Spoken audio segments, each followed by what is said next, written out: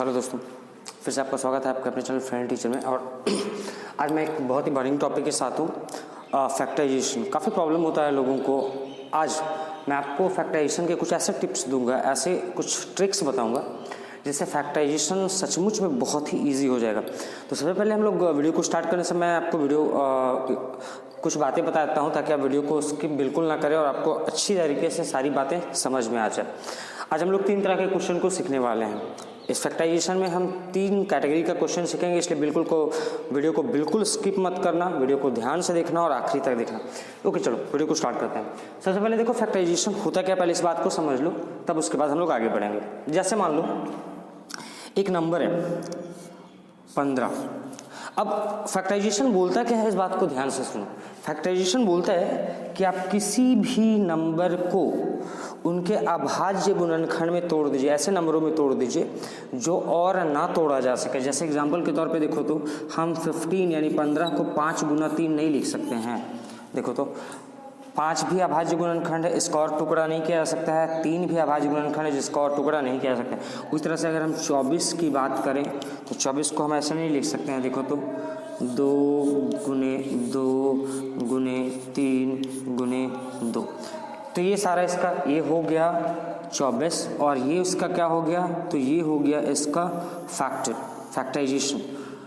और इस फैक्टराइजेशन का पूरा क्या है, ये सारा का सारा फैक्टर। अगर हम इसको लिखना चाहें तो कैसे लिख सकते हैं, देखो तो 1 2 3, 2 कितना है तो 2 का पावर 3 और गुना 3 कितना है तो 3, ये हुआ आपका फैक्टराइजेशन। तो हम अभी क्या देखें, फैक्टराइजेशन का मतलब क्या होता है। फैक्टराइजेशन का मतलब होता है किसी भी नंबर को ऐसे तोड़ना कि दोबारा उसके टुकड़े ना किए जा सके। और गुना करने पे अगर आप फैक्टराइजेशन आपका सही बना है तो गुना करोगे आप तो उसका जिसका फैक्टराइजेशन के हो उसको बोलते हैं मल्टीपल, तो वो मल्टीपल आ जाएगा। देख लो 5 दिया 15 आ गया ना मल्टीपल। 24 का हम फैक्टराइजेशन किया तो क्या हुआ, 2 2 4 3 2। अगर इसको हम मल्टीप्लाई करेंगे तो 24 आ जाएगा। देख लो 2 दूना 4 दिया 12 दूना 24। तो आई होप कि फैक्टराइजेशन समझ में आ गया होगा। तो फैक्टराइजेशन का मतलब क्या होता है, फैक्टर क्या होता है, तो फैक्टर वो होता है किसी भी नंबर का जो और तोड़ा नहीं जा सके, और जिसको तोड़ा जाता है, जिसका फैक्टर्स निकाला जाता है उसको बोलते हैं मल्टीपल। तो ध्यान रखना, यहाँ पे 24 हो गया मल्टीपल और 24 का फैक्टर क्या हो जाएगा, 2 गुने 2 गुने 3 गुने 2। तो ये हो गया फैक्टर्स। ओके, तो चलिए अब हम आते हैं सीधे क्वेश्चन पे, देखते हैं कि क्वेश्चन सीधा बोल क्या रहा है। चलिए ओके, सबसे पहले मैंने आपको बताया ना कि मैंने 3 कैटेगरी का क्वेश्चन को लिया है, इसलिए ध्यान से देखना, वीडियो को बिल्कुल भी स्किप मत करना। पहला कैटेगरी हमारे पास ये रहा।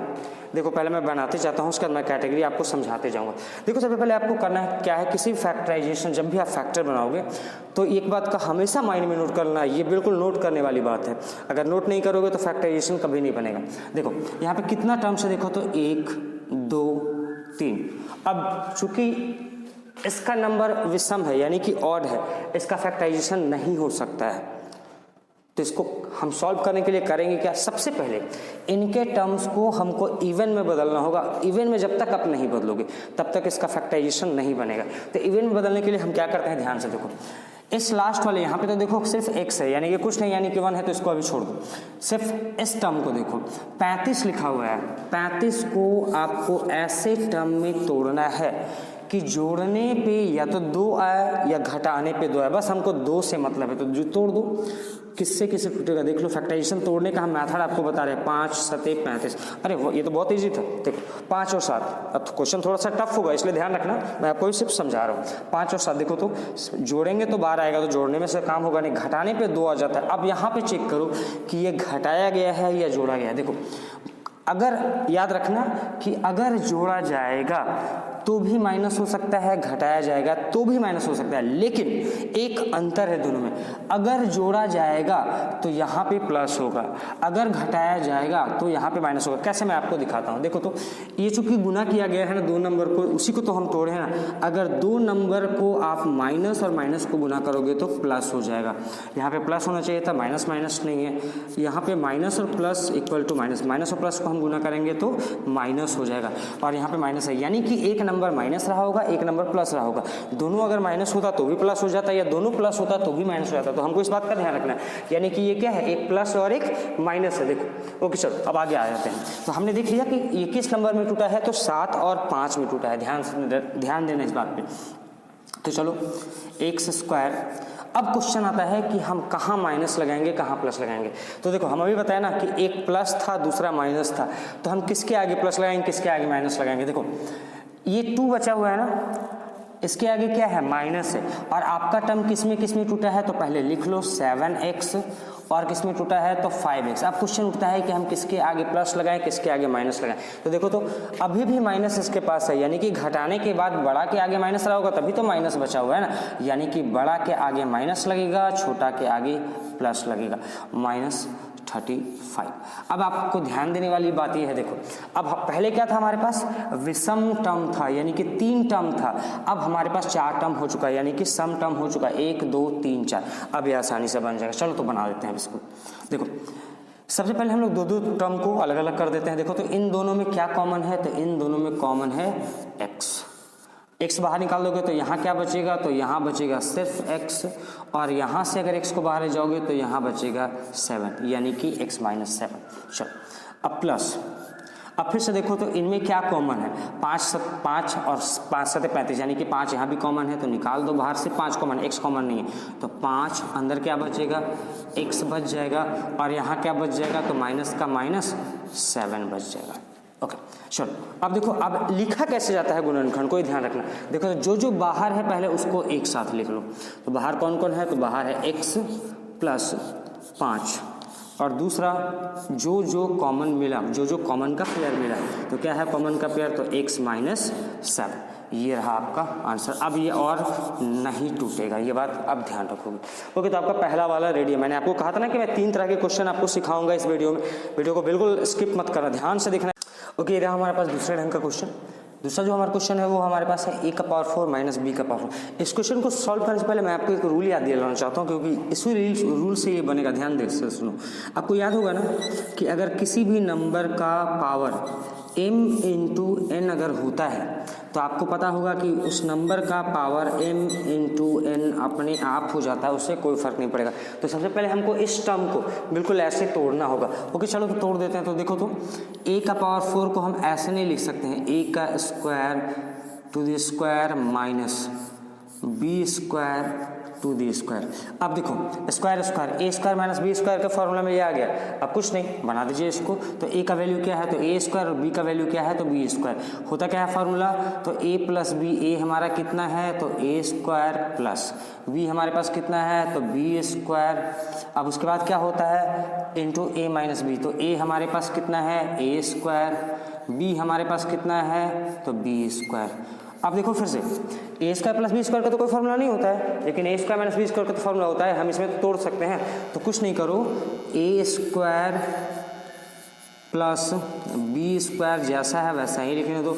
अब आपको कुछ नहीं करना है, स्क्वायर को बाहर करके आपको लिखना होगा जैसे मैंने लिखा है। तो मैं नहीं लिख रहा हूँ, मैं स्टेप को क्विक कर रहा हूँ ताकि वीडियो लंबा ना हो, लेकिन आप लिख लेना। ओके अब देखो तो हम इसको a² - b² को ऐसे नहीं लिख सकते हैं, a + b × a - b।